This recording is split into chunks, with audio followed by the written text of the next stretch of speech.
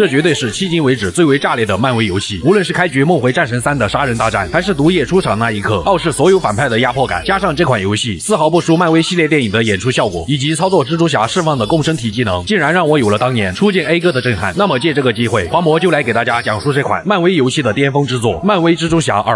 本作的背景被设定在彼得·帕克与小黑子迈尔斯二人将各式各样的超级反派送去踩缝纫机后，纽约至此便有了2位蜘蛛侠的守护。17岁的迈尔斯就读于布鲁克林的一所高中，而帕克也有了新的工作，正是迈尔斯所在班级的物理代课老师。可作为超级英雄，反派就总见不得你事业有成。还没等帕克多讲2句，迈尔斯便注意到了窗外的黄沙，于是迈尔斯立即表示自己要上厕所，毕竟是帕克的第1节课，他也没有太在意迈尔斯奇怪的举动。但下一刻，迈尔斯便破门而入，表示自己上厕所需要老师帮忙把个尿。无奈之下，帕克只好跟随迈尔斯来到了学院楼顶。果不其然，超级罪犯杀人又开始在城市里肆意破坏。纽约南北一条街，打听谁是爹。2位蜘蛛侠立马换上战衣，向着杀人的方向迅速赶去。此时市中心早已是黄沙漫天，杀人彻底失控，身形变得巨大无比。要是继续让他在城市里为非作歹，后果可谓是不堪设想。但体型上的差异让帕克只能一边救人一边和杀人周旋。就算他使用了闪电5连鞭，也还是不敌巨大化的杀人。关键时刻还得是靠迈尔斯，凭借生物电的强大攻击，他们终于对杀人造成了高达18点的暴击伤害。帕克先是用水箱让杀人失身，迈尔斯则上前释放生物电，可这点伤害依旧无法撼动杀人。在巨型杀人的投掷下，迈尔斯差点被他甩出了纽约。好在凭借蛛丝的强度，迈尔斯这才勉强止住了强大的惯性。他再次弹射起步，重新返回战场，但这样下去还是无法阻止狂躁的杀人。幸运的是，杀人的沙暴释放了大量的电荷，让迈尔斯得以吸收其中的能量。在帕克的钢铁蜘蛛爪加持下，迈尔斯的生物电能得以释放。杀人那庞大无比的身躯，在2位蜘蛛侠的组合技面前，终于分崩离析。这位超级罪犯也被警力严重不足的纽约警察成功抓获。临别前，杀人口出谜语，表示会有人来对付他们2个蜘蛛侠。时间回到6个月前，超级反派猎人克雷文正在一处丛林里狩猎被他盯上的猎物，但这些猎物却让他非常的失望。于是克雷文准备在纽约开辟一处新的狩猎场，毕竟纽约不养闲人，超级反派可谓是人才辈出。而纽约这边，在经过了与杀人的大战过后，2位蜘蛛侠并没有急着回去上课，因为城市里还有着许多被困的群众，甚至一些罪犯也趁机为非作歹。值得一提的是，迈尔斯在帮助市民的时候，意外解救了号角日报的老板詹姆士，他可是蜘蛛侠的头号黑粉。当他意识到自己正在蜘蛛侠背上的那一刻，詹姆士就知道他被绑架了。将这位老黑子送到医院后，折腾了1天的帕克和迈尔斯重新返回了学校。做一个超级英雄就是这样，根本无法在拯救纽约的同时有一份稳定的工作。在校长和蔼的批评下，帕克顺利的失去了工作。咱就是说，要实在不行就开个直播带货。陷入迷茫的帕克回到了家中，恰好撞见刚下班的女友玛丽简。小情侣的事业都不太顺利，因为玛丽简正在号角日报上班，老板就是詹姆士。要是他1周内交不出头版文章，就会被解雇。可现实的情况却远不止如此。梅姨生前曾为了做慈善公益，将自己的房子抵押给了银行，帕克自然也继承了房子和贷款。毕竟能力越大，贷款越多。面对巨额的还款压力，再加上工作的不稳定，帕克感觉自己快要撑不下去了。这时他想起了梅姨曾对自己说过的话，那就是平衡是个过程，而非终点。帕克不可能一个人扛下所有，人生总归需要放弃点什么。就在帕克陷入人生低谷的时候，一个意想不到的人出现了，正是帕克与玛丽的好基友哈利。由于哈利曾患上了夺走他母亲生命的同一种遗传疾病，导致哈利这些年浸泡在营养液中，艰难地维持着生命。但如今他却奇迹般的恢复了健康。帕克也顾不上哈利经历了什么，只要好基友能够活着，他都由衷的为之感到高兴。2人骑上自行车，一路来到了以前上过的高中。在学校里，他们重温了当年的学生时代，那无忧无虑的时光。哈利自从康复后，便创办了一家科技公司，目的是为了治愈整个世界。他深知好基友帕克在生物和物理学上的天赋，于是哈利想要邀请帕克加入他们。反正帕克也没工作，索性表示等有空先去哈利的实验室参观一番。第2天，由于木筏监狱需要转运几个超级罪犯，为了确保护送任务的顺利，帕克叫上了迈尔斯。就在迈尔斯打算前往监狱的时候，父亲的照片让他陷入了回忆。他的父亲死于一场由底片先生李老板策划的爆炸事件中。尽管李老板已经被绳之以法，但迈尔斯却始终无法放下仇恨。至于迈尔斯的母亲，毕竟还在风韵犹存的年纪，所以他物色了一个还算不错的老伴，打算抽个时间带老伴来见一见迈尔斯。毕竟眼下还有重要的事。迈尔斯答应母亲后，便立即来到了木筏监狱。然而这次押送的囚犯竟然正是害死了迈尔斯父亲的李老板以及另一个超级罪犯蝎子。还没等迈尔斯强压怒火，克雷文便带着猎人军团杀了出来，看来是想要带走2个超级罪犯。猎人军团的科技至少领先纽约2年半，什么隐身战机、鸟型无人机、重型装甲车、摩托艇，所有高科技装备一应俱全。反观纽约这边的安保可以说是没有安保，全靠2个蜘蛛侠挣牌面，奈何终究势单力薄。先是蝎子被猎人军团带走，眼见李老板也即将落入克雷文之手，迈尔斯只能竭尽全力阻止，可他身后的无辜市民却即将掉进螺旋桨之中，这一旦掉进去，起步也得缝几针。身为一名超级英雄，迈尔斯只能舍弃李老板，转身将碍事的市民救了下来。这些突然出现的猎人本就强大，再加上他们有了蝎子和杀父仇人李老板，想必之后一定更加棘手，并且迈尔斯也开始对李老板更加的憎恨。可对于目前的帕克来说，还是得先解决工作问题。帕克应哈利的邀约，来到了他的初创企业，毕竟哈利的父亲可是前座的市长诺曼。在接下来的参观中，帕克感受到了什么叫富二代的烦恼。这个科技公司就像哈利的梦想一样，目的是为了治愈世界。他们有着可以驱赶狼蜂、保护蜜蜂的小型无人机，甚至还培育出了能够在干旱条件下生长的植物，以解决全球饥饿的问题。不仅如此，实验室里甚至还有一台粒子加速器。就连曾经的超级反派蜥蜴人康纳斯博士都在为哈利的科技公司工作。也正是因为康纳斯博士的研发成果，才让哈利能够康复。哈利为了让帕克能够加入他的科技公司，还专门为帕克准备了一间办公室。这种不亚于求婚的仪式感，彻底俘获了帕克的芳心。好基友二人组也终于在时隔多年后，能够再次一起为治愈世界做出一份贡献。帕克也算是有了一份稳定的工作。在离开哈利的公司后，帕克从迈尔斯那里得知了猎人军团的线索，跟着线索，他一路来到猎人军团的据点，通过电脑上留下的信息，这才得知猎人克雷文想要的不仅是李老板和蝎子，甚至还有帕克的前女友黑猫。而在留下的录像中，无辜的反派蝎子竟然被猎人克雷文残忍杀害。原来克雷文并非想跟超级罪犯们合作，而是想猎杀他们。这地主家也没有余粮啊！罪犯们要都给克雷文宰了，那蜘蛛侠不就失业了？简直就是倒反天罡。帕克立马将这件事告诉了迈尔斯，让迈尔斯去找黑猫。他主要是怕黑猫这个前女友听不进自己的劝告。之后，迈尔斯利用好友甘奇提供的 AR 技术，很快便锁定了黑猫的位置。此时，猎人们也开始了围剿黑猫。黑猫果然牛而逼之，他竟然从奇异博士那里偷到了能够开启传送门的瓦图姆魔杖。见黑猫想要离开，迈尔斯立即追了上去。他本想劝阻黑猫停下，但黑猫却根本不想搭理这个小黑子或者别的蜘蛛侠。无奈之下，迈尔斯只能跟随黑猫穿过一道又一道的传送门，期间甚至还被传送到了南极大陆。好在迈尔斯早就配备了蛛网翼，这才能够勉强咬住黑猫的屁股。迈尔斯在一处公园将之拦住，并且希望黑猫能够提供帮助，但黑猫却表示他的正确女友在巴黎遇到了危险，所以他必须尽快赶去巴黎。于是，在迈尔斯的帮助下，他们打开了通往巴黎的传送门。黑猫在表示感谢后，留下瓦图姆魔杖前往了巴黎。见魔杖如此强大，迈尔斯本想利用它找到李老板，但魔杖却凭空消失，只留下了一张王写给他的纸条，上面写着不许开挂。就在迈尔斯陷入苦恼的时候，好友甘奇提醒了他，既然猎人克雷文失去了狩猎目标，那么他一定会盯上其他超级罪犯。恰好最近迷禁魔刚刚出狱，他现在已经不杀人了，还在科尼岛开启了游乐设施，迷禁魔极有可能就是猎人的下一个目标。然而当迈尔斯赶到游乐园后，却并没有发现什么异常。在迷禁魔的盛情邀请下，迈尔斯甚至还体验了一把迷禁魔的次时代娱乐项目。就连帕克也与玛丽和哈利来到了游乐园，见游乐园有帕克在，迈尔斯索性也就先一步离开。随后帕克一行三人将游乐园的设施玩了个遍，期间甚至发现了另一个超级反派牧师。从良的牧师已然成为游乐场的一名员工，想必他应该不会再乱杀人了。就在他们玩大锤王的时候，哈利却显得有些反常，因为他一锤下去就破了这个游戏的记录。毕竟大病初愈，力气大点还是非常合理的。为了给帕克这对小情侣腾出点空间，哈利索性让他们前去乘坐摩天轮。在烟花的氛围烘托下，帕克与玛丽依偎在了一起。和反派就是见不得你谈恋爱。大量的猎人出现在了游乐场，目的显然是下方的牧师。帕克立即换上战衣前去帮助牧师，可战斗却损坏了大部分娱乐设施，他只能先去营救那些乘坐过山车的市民，而牧师也被猎人趁机掳走。面对上方压来的摩天轮，还有即将跌入火海的过山车，帕克的力气也即将耗尽。关键时刻，哈利竟然硬生生抬起了摩天轮，并且手上还缠绕着无数的黑色触手。在哈利的帮助下，帕克这才得以救出了市民。经过这件事，哈利知道了帕克蜘蛛侠的身份。至于哈利身上的黑色触手，根据康纳斯博士的解释，他不仅治疗好了哈利，同时还是一件具备自学能力的外骨骼战衣。这也就意味着哈利拥有了不输于蜘蛛侠的超能力，并且还能成为一名超级英雄。为了能够更好的控制黑色触手，哈利与帕克一同回到科技公司，对这件外骨骼战衣进行了一夜的测试。时间很快便来到了第二天，哈利的父亲诺曼见到一地的狼藉，丝毫没有责怪两个年轻人的意思，只是担忧的说道：“康纳斯博士失踪了。”意识到情况不妙的帕克赶紧离开了科技公司。恰好前女友黑猫为了报答迈尔斯，索性告诉了帕克牧师的下落。在黑猫的指引下，帕克赶到了被猎人占据的炼钢厂。出乎意料的是，哈利竟然化身哈利侠杀了出来，甚至还换上了一身帅气的战衣。如今他有了超能力，好基友有麻烦，哈利自然要挺身而出。在蜘蛛侠和哈利侠的全力配合下，猎人们几乎没有任何反抗的余地，他们也顺利的救出了牧师。如果不出意外的话，哈利绝对能成为一名合格的超级英雄。由于康纳斯博士下落不明，玛丽简本打算前往博士家中调查，在发现有许多猎人后，他就藏进了猎人的车里。阴差阳错之下，玛丽竟然被带到了一所废弃动物园之中，想必康纳斯博士就在这里。于是玛丽在通知帕克以后，当即化身记者侠，没有任何一个敌人能够扛得住他的攻击。就算玛丽被弩箭射中，也丝毫不影响他的战斗力。在将整个废弃动物园负责看守的猎人屠戮殆尽后，玛丽成功找到了被关押起来的康纳斯博士。然而猎人克雷文却出现在了他们面前。对付普通的猎人，玛丽简重拳出击，但面对克雷文，他却唯唯诺诺。不等康纳斯博士解释这是个误会，克雷文将一剂不明液体注射进了博士体内。此时蜘蛛侠和哈利侠姗姗来迟，克雷文不再理会他们，便扬长而去。而康纳斯博士也因为不明液体即将变成蜥蜴人，在博士的指引下，他们前去找到了制作解药的血清，但克雷文却不会善罢甘休，他还要等着博士变成蜥蜴人，以开启属于猎人的狩猎。眼见血清被克雷文夺走，帕克立立即上前想要抢夺，但克雷文却不讲武德，一刀捅爆了蜘蛛侠的腰子，甚至还将匕首硬生生折断。博士也因为没有解药变成蜥蜴人后逃走，见好友命悬一线，哈利爆发出了所有潜能，与克雷文战斗在了一起，甚至将之赶走，但一切都为时已晚。蜘蛛侠咯喽一声咽气了，似乎是感受到了哈利的悲痛。哈利身上的战衣再次化为黑色束手，竟然奇迹般的转移到了帕克的身上，在黑色战衣的包裹下，帕克竟然起死回生，甚至拥有了更强大的力量，就连身上的蜘蛛战衣也变成了黑色。以往难缠的猎人面对战衣的黑色束手根本不堪一击，三人很快便逃回了哈利的公司。可新的问题却出现了，没有了黑色战衣的力量，哈利的身体只会逐渐的衰弱下去。尽管帕克想要归还战衣，但战衣似乎却不太情愿回去。如今唯一知道如何归还战衣的康纳斯博士，也在变成蜥蜴人后下落不明。想要让博士变回去，就只能先拿到挂在猎人克雷文脖子上的血清。帕克立即根据断刀上的线索，找到了一处被猎人当作据点的酒店。为了不打草惊蛇，帕克本想去找一套西装混进去，却没料到这件黑色战衣竟然能够随意变换外形。在这近乎天衣无缝的乔装打扮下，帕克顺利的混进了酒店内部。在将克雷文休息室饲养的老虎哄睡以后，帕克竟然意外的发现了克雷文服用的化疗晚期药物。看样子克雷文早已身患绝症。他猎杀这些超级罪犯的目的是为了寻找一个强大的对手，让自己能够以猎人的身份光荣战死，而不是被癌症折磨致死。根据这里留下的线索，帕克一路查到了圣索菲亚大教堂。果不其然，克雷文早已在此恭候多时。黑色战衣的力量让他觉得蜘蛛侠有希望能够杀死自己。可就在战斗的过程中，克雷文意外发现钟声这样的特定音波能够让穿上黑色战衣的帕克无比痛苦。在钟声的干扰下，帕克只能强忍痛苦，从克雷文身上夺走血清后便迅速逃离。然而帕克却不知道，他已经成为了猎人克雷文的终极猎物。为了通过血清研制出解药，他们甚至用上了公司的粒子加速器。眼见解药即将完成制作，猎人们却跟着血清上的定位装置找了过来。如今的帕克强了可不止一星半点，在绝对的力量之下，猎人军团也只是螳臂当车而已。解药很快就制作了出来，可战斗的波及却让科技公司成为了一片废墟。哈利的父亲诺曼也赶到了现场，见儿子没事儿，诺曼也放下了悬着的心。一个小小的科技公司而已，大不了再给乖儿子重新开一个。回到迈尔斯这边，由于迟迟找不到杀父仇人李老板，他心中的仇恨也越来越强烈。从帕克那里得知了事情的来龙去脉后，他便与帕克带上解药，一同寻找变成蜥蜴人的康纳斯博士。当他们发现博士的时候，这个蜥蜴人早已失去了控制，并且猎人军团也在对其进行围剿。然而就在追逐蜥蜴人的途中，帕克的心态也发生了微妙的变化。他不但嫌迈尔斯碍事，还要独自前去面对蜥蜴人。似乎黑色战衣正在逐渐影响帕克的心智。帕克独自一人追着蜥蜴人来到了下水道，并且在这里发现了诺曼为康纳斯博士建造的实验室。而实验室里一颗形状怪异的陨石却引起了黑色战衣的强烈反应。蜥蜴人也终于在此时出现。帕克有了战衣的加持，丝毫不惧身形巨大的蜥蜴人。二人一路从下水道打到街道之上。经过了一番激烈的追逐和战斗过后，帕克终于将解药注射进了博士体内。恢复正常的博士第一时间就注意到了帕克身上的黑色战衣，于是博士坦白了治疗哈利的真相。原来多年以前，那颗形状怪异的陨石连同一只共生体坠落到了纽约。当博士试图靠近共生体的时候，竟被其缠住了右臂。为了摆脱共生体，博士只能让手下开枪打断了自己的右臂。而这个共生体就是一个外星生物，能够与宿主进行融合，并给予宿主强大的生命力和力量。但共生体会影响宿主的心智和意识，直到将宿主完全吞噬。在意识到共生体选择了帕克以后，博士打算立即安排销毁共生体，但此时的帕克已经被影响，竟然直接夺过了博士的手机，并声称共生体让他成为了更厉害的蜘蛛侠。说罢，他便回到了家中。强烈的困意让帕克就连玛丽用心写的文章也不愿多看一眼。诡异的是，共生体还为帕克贴心的盖上了被子。然而帕克早已成为了猎人克雷文的狩猎目标，大量的猎人出现在了屋外。玛丽本想告知帕克，但他却不见了踪影。无奈之下，玛丽简只能再次化身记者侠，向着屋外杀了出去。他一个人就包围了所有猎人，甚至还能抽空通知迈尔斯。然而帕克却因为猎人的围追堵截，从而陷入了疯狂。就连随后赶到的迈尔斯也成为了他的攻击目标。关键时刻，记者侠及时赶到，他让迈尔斯将帕克踢进隧道，以便自己和帕克单独聊聊。迈尔斯在外面争取时间，玛丽简紧随其后冲进了隧道。可由于帕克陷入沉睡，共生体已然接管了他的身体，竟直接对玛丽开始了家暴。好在经过玛丽一番堪比劳拉的身法，才侥幸逃出了隧道。至于在外面争取时间的迈尔斯，也被假扮成热心市民的猎人迷晕了过去。猎人克雷文深知帕克一定会来救迈尔斯，这个小黑子拿来当个诱饵也不错。时间很快来到第二天清晨，帕克在公园的长椅上醒来，并且对昨晚发生的事没有丝毫印象。在共生体的影响下，就连哈利打来电话想要拿回战衣，帕克也视若无睹。他觉得只要自己有了共生体，就会让这个城市变得更美好。而玛丽简也发布了关于蜘蛛侠的负面新闻。在看到新闻以后，心生怨念的帕克前去找到了哈利，恰好玛丽也在这里。他本想提醒帕克，共生体正在影响他的心智。至于负面新闻，也只是玛丽迫于工作压力的无奈之举。见帕克没有归还战衣的意思，哈利感觉帕克就是一个负心汉，完全不顾自己的生死。三人因此大吵了一架，原本感情深厚的铁三角也就此不欢而散。回到迈尔斯这边，当他醒来的时候，发现自己竟然被猎人克雷文安排进了竞技场，而他的对手竟然就是自己苦苦寻找的杀父仇人马丁里。迈尔斯想要活下来，就只能和李老板以命相搏。有了报仇的机会，迈尔斯自然不会放过，他立即和李老板战斗在了一起。迈尔斯使用了自己所有的技能，就连超级毒液轰炸也再次被他释放了出来。眼见不敌迈尔斯，李老板干脆将他拖拖进了幻境之中。在这里，李老板不断挑动迈尔斯的负面情绪，结果反而让年仅17岁的迈尔斯解开了缠绕自己的心结。作为蜘蛛侠，需要做的并不是杀死罪犯，而是保护那些需要保护的人。李老板也并不是坏到了骨子里，在得知是自己害死了迈尔斯的父亲后，他心中也产生了深深的愧疚感。本想让迈尔斯就这样结果了自己，但迈尔斯非但没有动手，甚至还将李老板扔出了竞技场，让他前去寻求蜘蛛侠的帮助。区区杀父之仇，何足挂齿？逃出升天的李老板立即前去找到了帕克，将迈尔斯被困的消息告诉了他。如今的帕克心中全是自负和暴虐，在前去营救迈尔斯的路上，他不但埋怨迈尔斯乱添麻烦，甚至还暗自下定决心要杀了克雷文。随后，帕克径直杀进了关押迈尔斯的猎人据点。如果说他以前面对罪犯最多是将其打晕，那么现在的猎人面对黑化的蜘蛛侠就是起步残疾。很快他就杀到了猎人克雷文面前，见到终于有人能够杀死自己，克雷文也不再留手。身为一名猎人，那就是利用所有方式攻击对手。他专门打造了一个能够让帕克陷入痛苦的大钟。可尽管如此，克雷文在共生体加持下的帕克面前，也只不过是一只蝼蚁罢了。眼见克雷文即将如愿以偿赴死，迈尔斯突然出现，将克雷文救了下来。无尽的怒火瞬间吞噬了帕克的意识，并将矛头对准了爱他似的迈尔斯。为了让帕克恢复理智，迈尔斯用尽了浑身解数，他利用大钟和电疗强行唤醒了帕克的自我意识。帕克也终于意识到了共生体对自己的影响，于是他靠着坚定的意志和信念，强行把共生体从身上撕了下来。迈尔斯也顺势将共生体装进了容器中。恢复心智的帕克也由衷对迈尔斯表示了感谢。如今要做的就是把共生体交给康纳斯博士，将之彻底摧毁。可就在帕克来到实验室后，哈利却拦住了他的去路，想要回救命的共生体。受到了共生体影响的帕克深知其中的危害，然而在哈利看来，帕克不愿归还共生体，就是想让自己去死。在二人争执的过程中，共生体感受到了哈利的执念，于是他挣脱容器，重新回到了哈利的身上。由于哈利早已被负面情绪影响，共生体彻底接管了他的身体，随之而来的就是傲视一切超级罪犯的毒液。帕克在毒液面前毫无还手之力，只能像小鸡一样被随手扔到远处。诺曼手下的安保此时也一拥而上，想要劝阻老板的儿子。战斗可以说毫无悬念，毒液在大楼里横冲直撞，任何一个拦路的安保都只能被他无情杀害。毕竟都是打工的，犯不上玩命。毒液很快就冲出了实验室，并来到了老戏骨时代广场。一心求死的猎人克雷文也来到了毒液的面前，本以为是一场酣畅淋漓的战斗，但他却没料到，在毒液面前，他只不过是无能狂怒而已。所幸的是，这一次没有人来打扰他的寻死。在毒液的血盆大口下，猎人克雷文结束了自己罪恶的一生。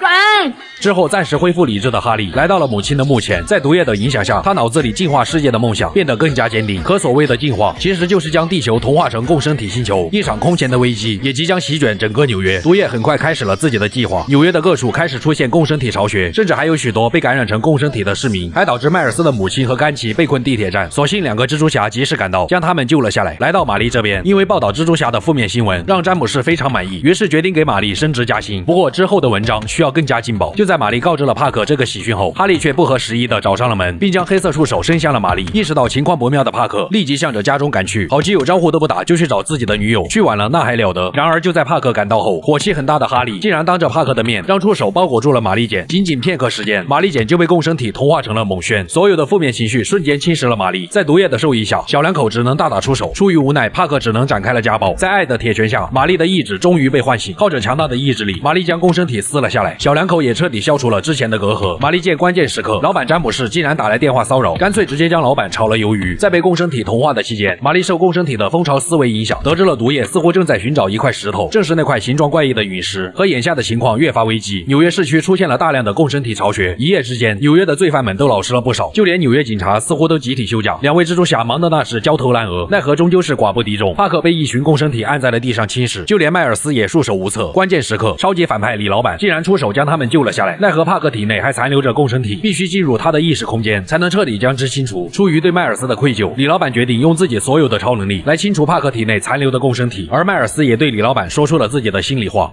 I won't forgive you. It's just not in me. But I can't carry this hate for you anymore, man. So let's set things right. You and me.